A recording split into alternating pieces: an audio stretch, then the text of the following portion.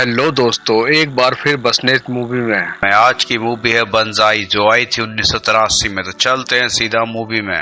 हम पेरिस के एक प्लेनेट ऑफिस को देखते हैं, जिनका काम होता है जो विदेश में गए लोगों की परेशानियों को दूर कर सके और उनकी मदद कर सके, क्योंकि ये लोग उनका बीमा करके विदेश में भेजते हैं।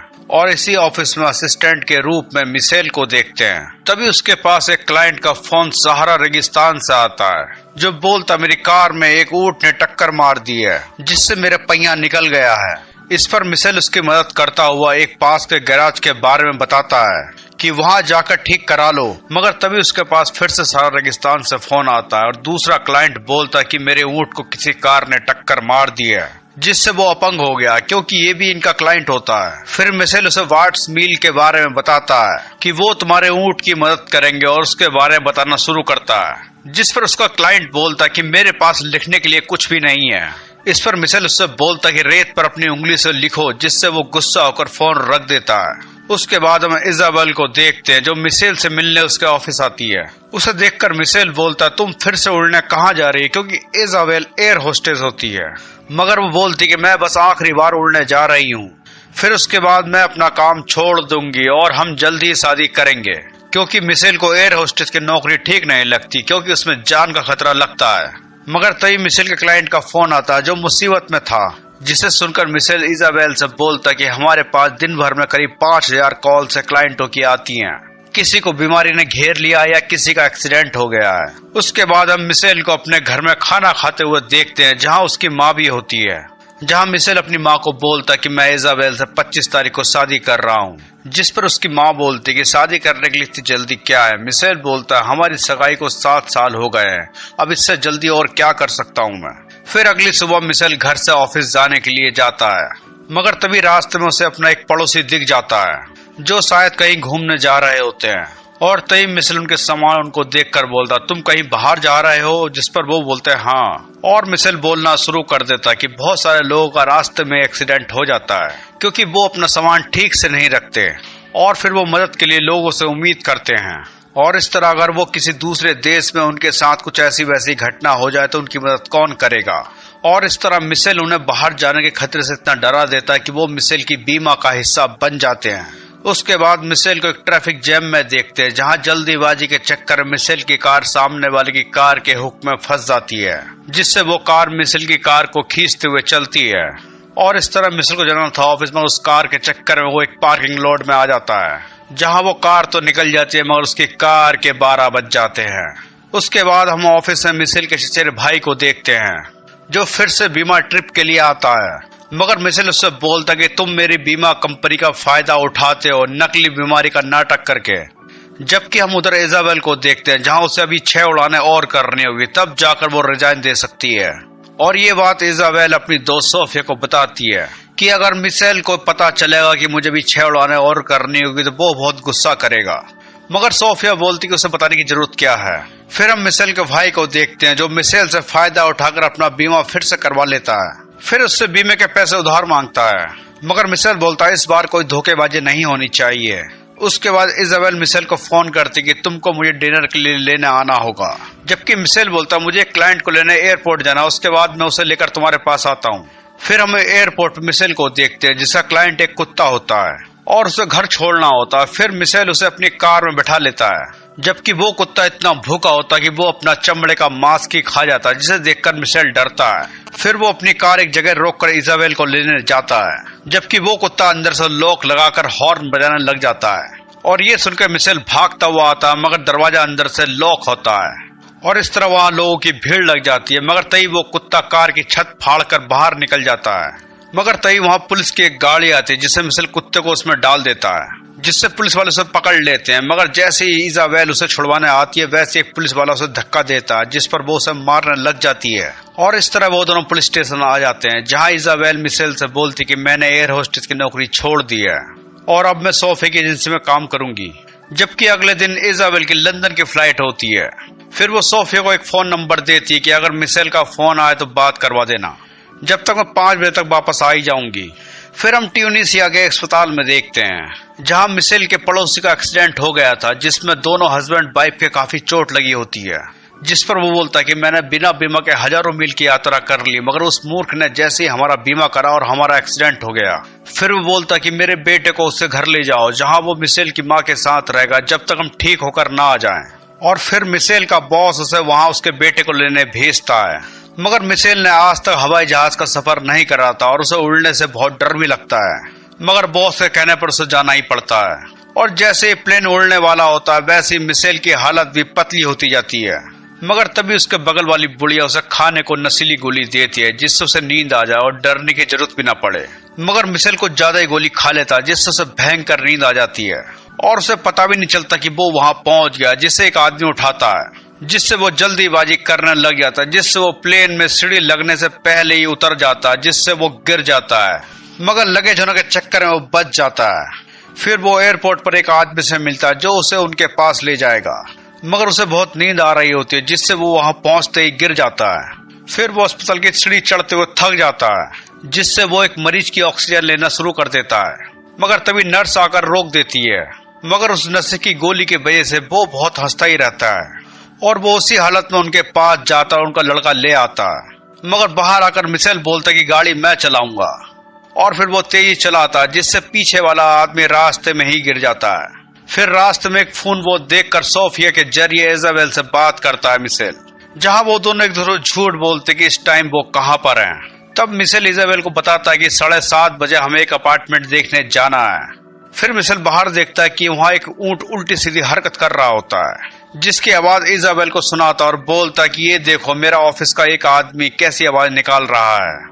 उसके बाद वो दोनों एक जगह जाकर कुछ खाते पीते हैं, जहां वो बच्चा अपने बाप का बदला लेने के लिए बोलता है कि तुम ऐसा क्यों बोल रहे थे कि इस देश के लोग चोर हैं, जबकि मिशेल उसे ऐसा बोलने से मना करता है, मगर उनकी बातें वहां के पुलिस वाले भी सुन लेते हैं और अब उसे पुलिस स्टेशन ले जाकर उसकी पूरी चेकिंग करते हैं। मगर मिशेल ने अपने ऑफिस से सिफारिश लगवा दी थी जिससे उसे छोड़ दिया जाता है, मगर वापस आने पर जब इजाबेल उसे मिलती है तो बोलती कि तुम्हारी स्किन इतनी लाल क्यों हो गई है, जबकि उससे क्या पता कि वो कहां से आ रहा है। उसके बाद वो दोनों अपार्टमेंट देखते हैं क्योंकि शादी के बाद वो दोनों यहीं रहेंगे। फिर अगले दिन इजाबेल ओस्लो के लिए उड़ान भरती और सोफिया से बोलती कि मैं कल तक आ जाऊंगी, जबकि मिशेल को भी स्पेनिश सीमा पर जाना होता है अपने टूटे फूटे क्लाइंटों को लेने के लिए।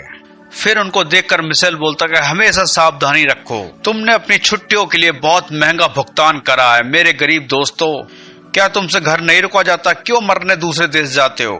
फिर वो उन सबको अपनी कंपनी की ट्रेन की बोगियों में लादने लगता है क्योंकि वो लोग उन पर अब ज्यादा पैसा नहीं लगा सकते। फिर उनकी ट्रेन चल देती है मगर कुछ मरीज नीचे ही होते हैं। फिर वो जैसे तैसे ट्रेन में लटकते हैं जबकि किसी मरीज की फिरकी तक बन जाती है।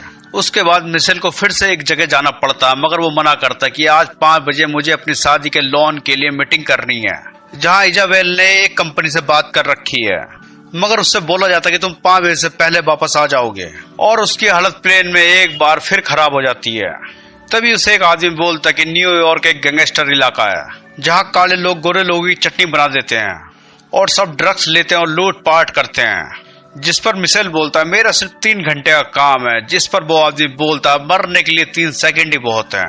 मतलब वो आदमी उसे पूरे रास्ते डराता रहा, जबकि खुद के बारे में बोलता कि मैं तो बस एयरपोर्ट में ही रुककर अपना काम पूरा करके वापस हो जाऊंगा।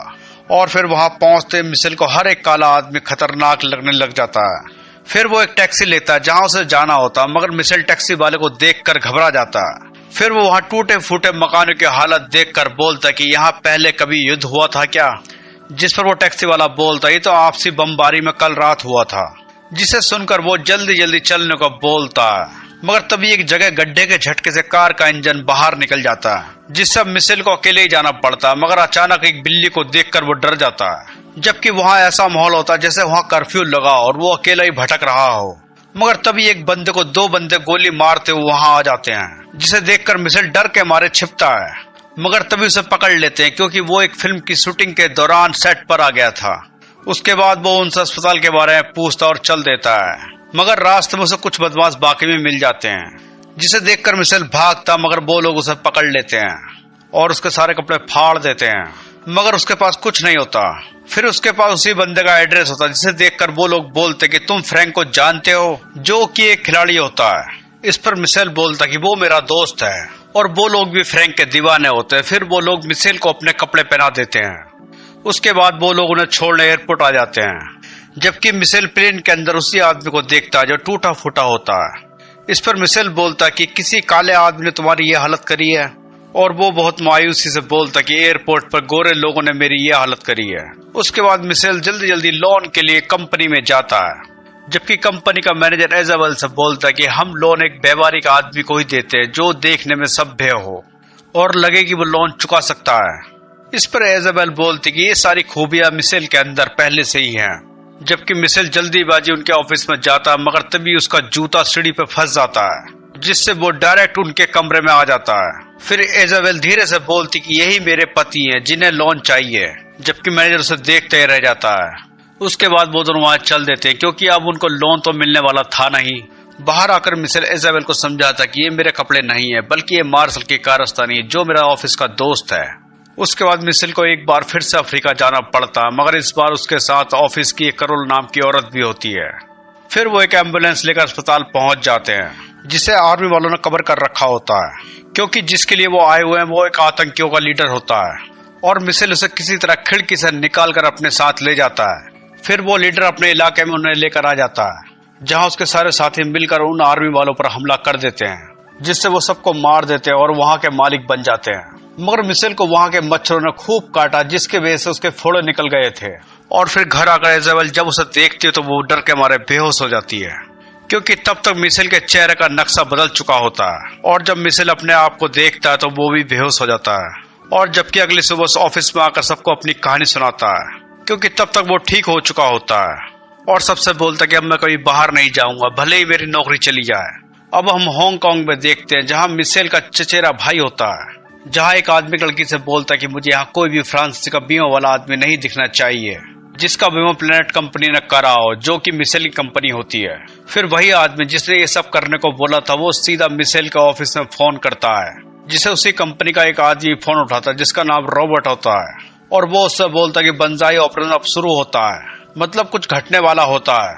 तब रॉबर्ट मिशेल से बोलता है कि मुझे हांगकांग जाने का बहुत मन करता है, मगर कभी मौका ही नहीं मिला। फिर वो लड़की मिशेल के भाई से मिलती है और उसके बारे में पूछती है, जिस पर वो सब कुछ बता देता है। फिर वो लड़की उसे एक ऊंचाई पर ले आती है, फिर उसे धक्का दे देती है, जबकि उसके साथ उसके लड़के भी होते हैं जो उसे ऊपर से उठाकर और नीचे फेंक देते हैं, जिससे उसकी हड्डियां टूट फूट जाती हैं।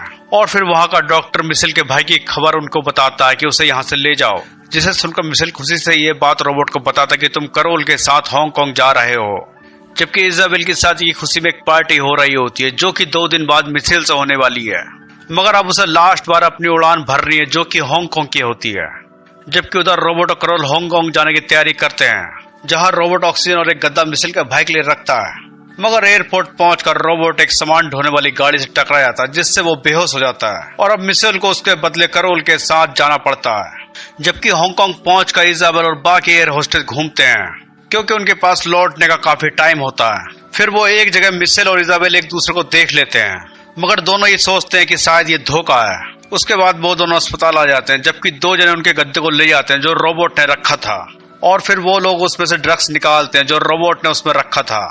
जबकि मिशेल सीधा अपने चचेरे भाई के पास जाता है, उसकी ऐसी तैसी करने लग जाता है और बोलता कि तुमने फिर से बीमारी का नाटक करके रखा है, मगर उसे नहीं पता कि इस बार उसकी हालत सही में है।